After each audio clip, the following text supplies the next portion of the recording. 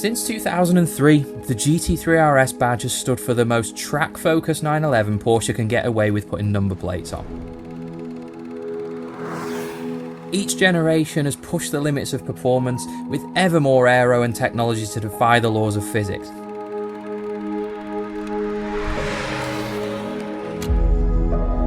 Today, we've brought together the three most recent generations of GT3 RS.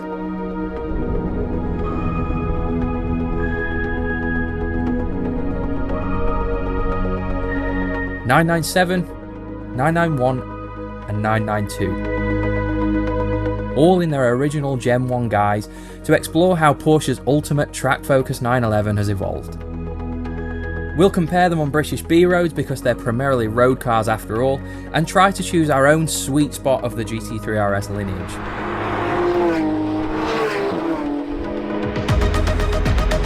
Three cars, three surprisingly different approaches to the track-focused road car brief, but the question is, does more aero and tech mean a better driving experience?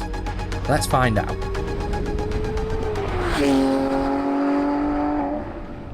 I'm behind the wheel of the car that kept me up all night with anticipation. The Porsche 997.1 GT3 RS.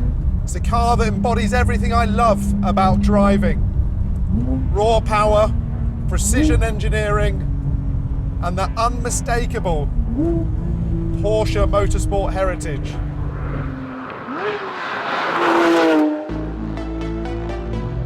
It's the last generation of GT3 RS to feature a manual gearbox.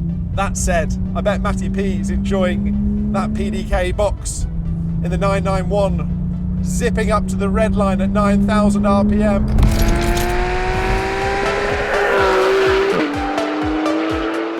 Yeah, I am having a great time with this PDK. So why have I chosen the 991? Well, partially because Adam took the 997. The 991 just takes that recipe and ramps it up. Performance is a noticeable step up, both in terms of power and handling, but it's a much more usable car as well. So if you're going to be driving 2-3 hours to get to a track, this is a much nicer car to do it in. But that said, as you can hear, it has not lost its soul.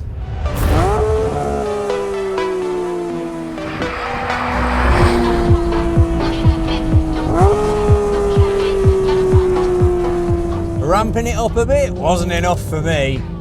The 992 GT3 is the wildest and most aerodynamically obsessed 911 ever built.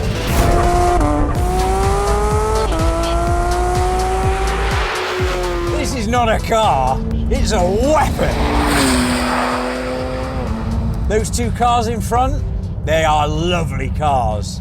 But Porsche obviously looked at those and thought, not extreme enough.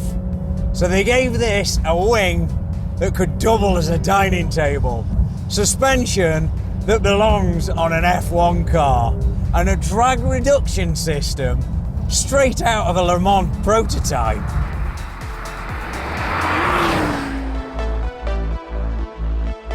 So what is it like to drive? How does it make you feel? It's driver focused, it's small, it's nimble, it's engaging. You feel connected to the car, you feel connected to the road. Very mechanical box, short, precise throws. It's a nicely weighted clutch. You wouldn't get that in the modern GT3 RSs, obviously. So you have to work the engine, you have to rev it out, you have to engage with it. Such a linear power delivery. It's the tactility of the steering and the gear shift. It's an ideal balance of firmness, and its depth of character is truly exhilarating. This is a proper, visceral, intense old Porsche, and I love it. I do wonder if the added weight of the newer models dull the experience. Weight is a big thing with the GT3 RS. A lot of the point of the car is to be light. This is 1,420 kilos, which despite all the extra tech, being a bigger car as well, is just 45 kilos more than the 997. The 991 addressed that with a wider front track, wider tyres, stiffer springs, stiffer anti-roll bars, and a more aggressive geometry, so the front end on this is so sharp. To make this understeer, you would have to be being pretty damn silly, to be honest. Understeer? Never heard of it. It weighs 1,450 kilos, which sounds like a lot until you realise that's only 30 kilos more than Matt's. The car's made entirely of carbon fibre, downforce, and German engineering witchcraft. The PDK gearbox is the only option, because Porsche believes if they let you change gears yourself, you just mess it up. The steering is razor sharp. The grip, it's unlimited.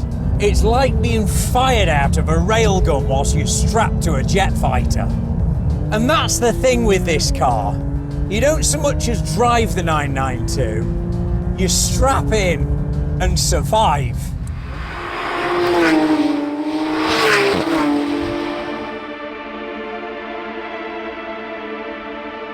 Let's take a breather for a moment to appreciate how these cars look side by side.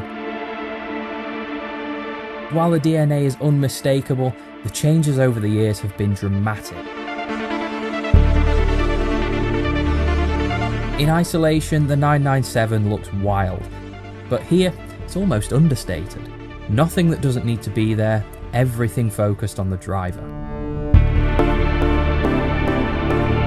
The 991 in paint to sample birch green is immediately more aggressive with its front wing vents, a wider stance and a much bigger rear wing.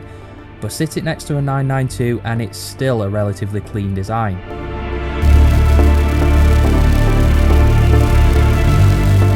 In fact, everything about the 992 looks massive next to the 997, and its extreme aero on every panel makes it look like someone just plonked a cup car on the road and stuck some number plates on it for a joke.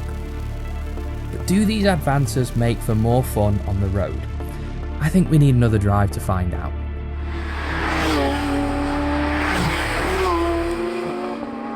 So engine stats. Dry sumped 3.6 litre flat 6, 409 bhp, 0 to 60 in 4.2 seconds, 193 mile an hour top speed, and a dry weight of 1,375 kilograms. And it's got an engine that demands to be revved right up to that 8,400 RPM rev limit. The noise of this car is pure motorsport. Just epic.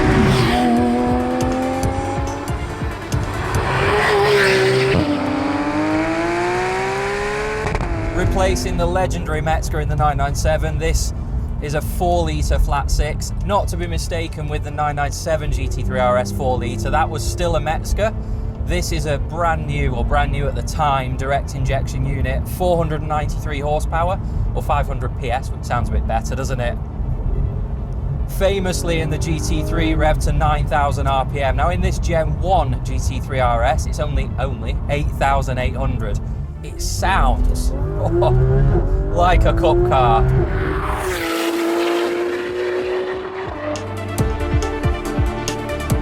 You can't open up that rear boot lid, but if you could, you'd find a 4 litre naturally aspirated engine producing 465 Newton meters of torque, which weirdly is 5 Newton meters less than the GT3.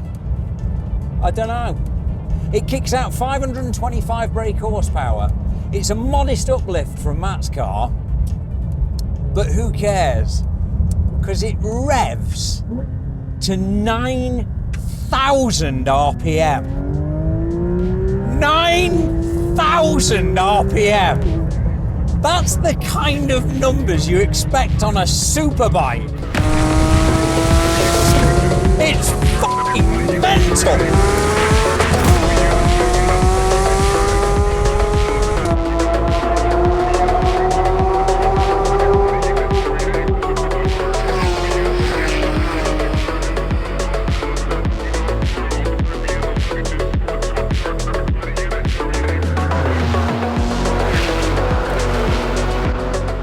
997 RS is not about rear wheel steer, it's not about PDK or DRS equipped wings, it's not really about the numbers either, it's the experience. And this for me is peak Porsche, peak GT3 RS. It's the last generation to have the hydraulic steering. The steering tells you everything, it reads the road. It's the last generation to have a manual gearbox. You've only got sport mode. There's no buttons on my steering wheel. It's a pure driver's car, and it's the last of its kind. It's got more than enough power to enjoy on the road. And it's the connection, it's the involvement. It just cannot be replicated.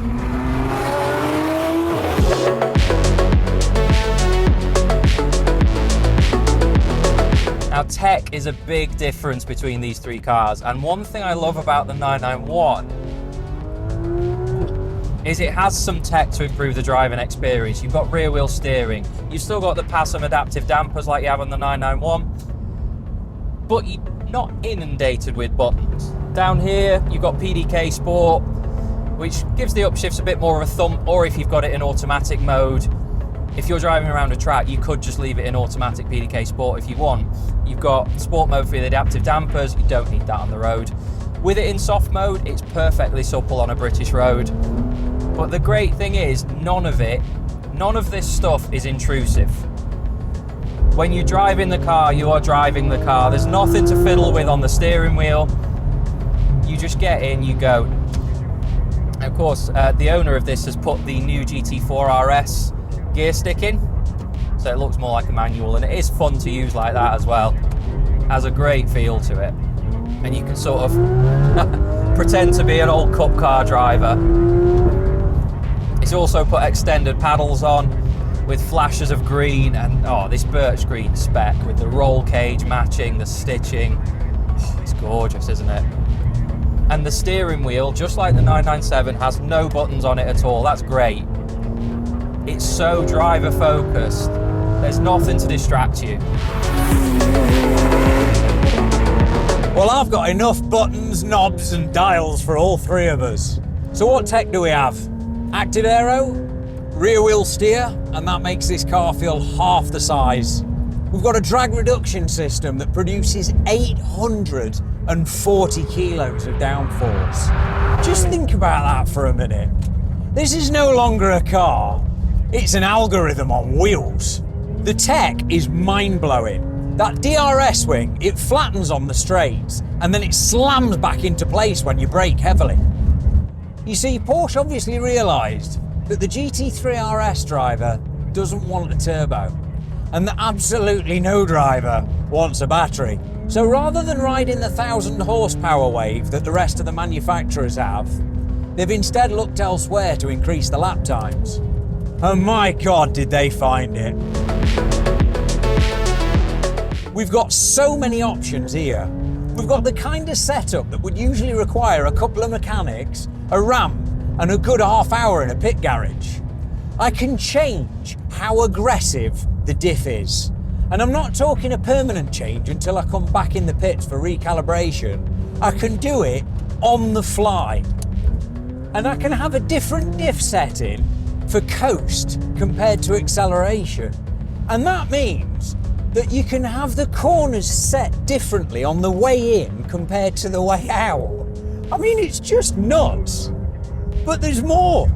You can choose the levels of damping and rebound for both front and rear.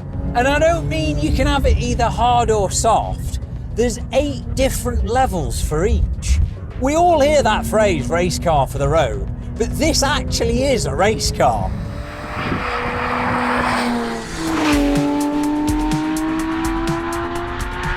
It's not exactly a criticism to say the later 991s and 992s have become even more track focused. It is of course the point of them. But the 997, it has a different feel, a different DNA.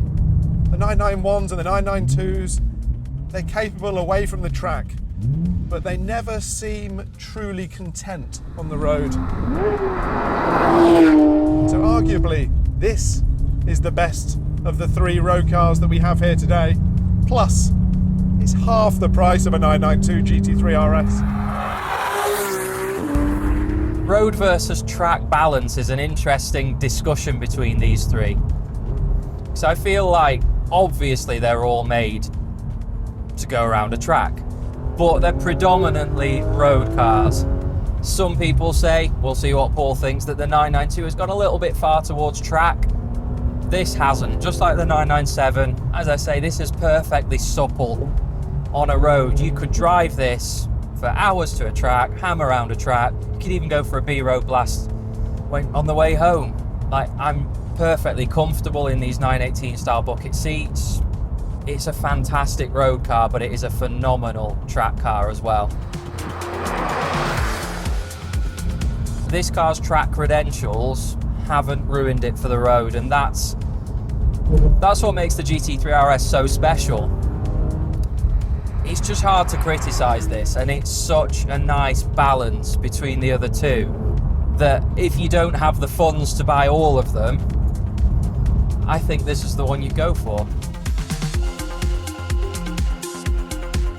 Does all this tech make it better, or is it unusable on the road? The ride is brutal. The aero sucks you so close to the ground that it makes you nervous of bottoming out when you see those uneven surfaces approaching you. The tyres, they need heat, otherwise it's like driving on butter-coated ice skates. And we now have absolutely no space to store anything.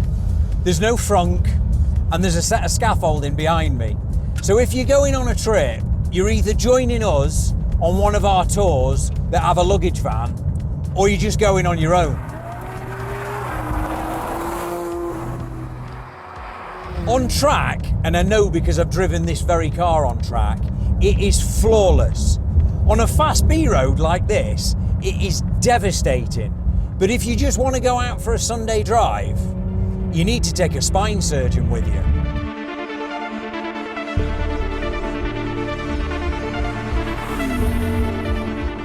So why is the 997 the best road car? It's the last Metzger, it's the last manual, it's the hydraulic steering. It's perfectly proportioned. It's smaller, it's lighter. It's the size a GT3 should be. It has the stance a GT3 ought to have. It's the ideal blend of road-going 911 and RS race car. And it's hard to care about the newer cars at all. It's raw, it's analog, and it's unfiltered.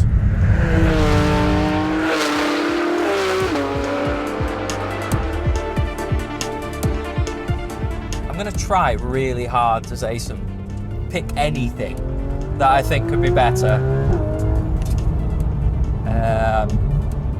PDK is flawless, but I think maybe a bit more of a thump in the back like a Ferrari gearbox gives you, just for that. It's pointless, and Porsche don't like pointless, but it just adds to the drama that little bit more. But otherwise, I think as a balance between road and track and fun, the 991 RS is up there with as perfect as cars get.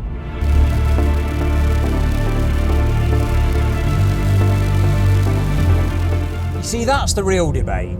The 992 RS, it's the fastest, most advanced, most capable GT3 RS ever made. But has Porsche made it too track focused, or has it finally achieved perfection? Porsche have always been renowned for making great cars. I mean, up front, we've got two of the best cars in the world. But for me, and I know this will annoy many of you, they've always missed something. Those two are both technically brilliant, but they're without that passion and that pizzazz and that character that the Italian quarter have always managed to produce. For me, that statement's true. Until now. Porsche have taken a great car in that standard 992 GT3, and rather than trying to mimic the Italians, they've deployed some true genius, and they've made this so Porsche that it's managed to create its own echelon of pizzazz, passion, and character. This car isn't special, this car is perfection. It's the pinnacle of what a race car for the road could and should be. The optimal blend of power, performance, adjustability, refinement, usability, reliability, and just enough craziness that it leaves you that tingling feeling every time you open the garage door. This car is probably the best car I've ever driven.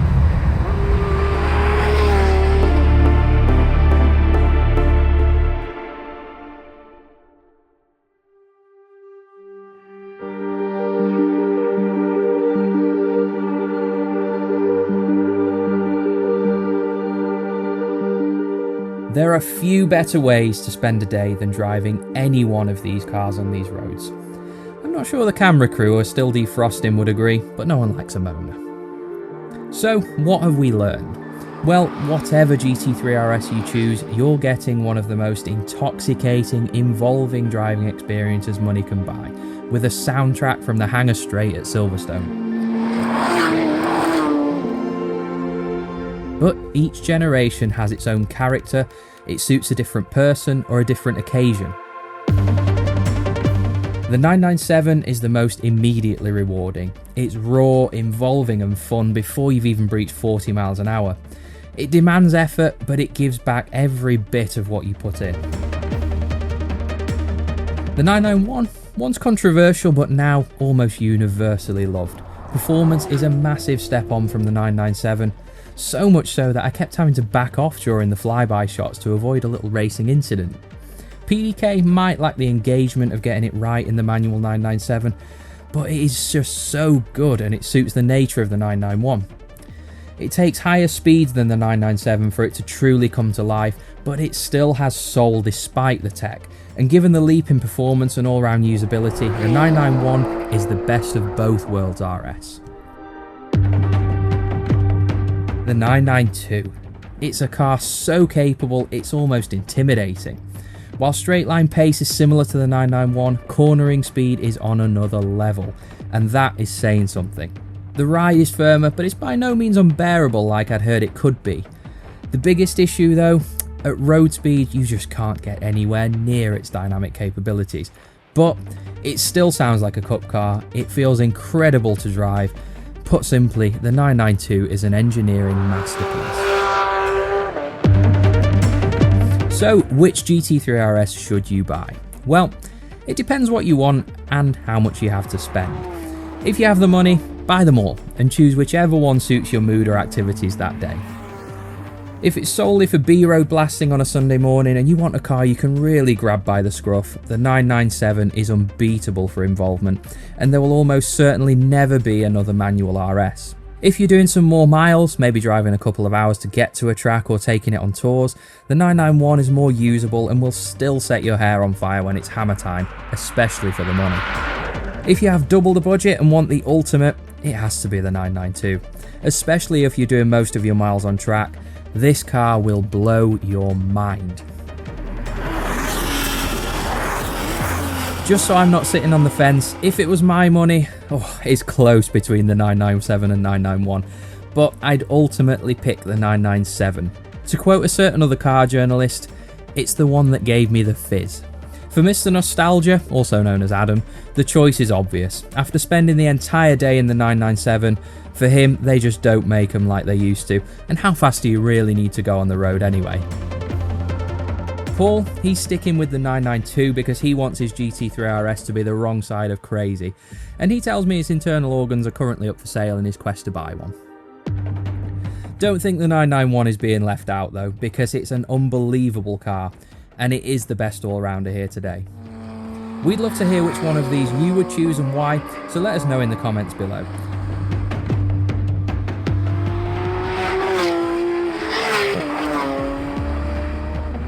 Thanks for watching, and please like and subscribe for more supercar content.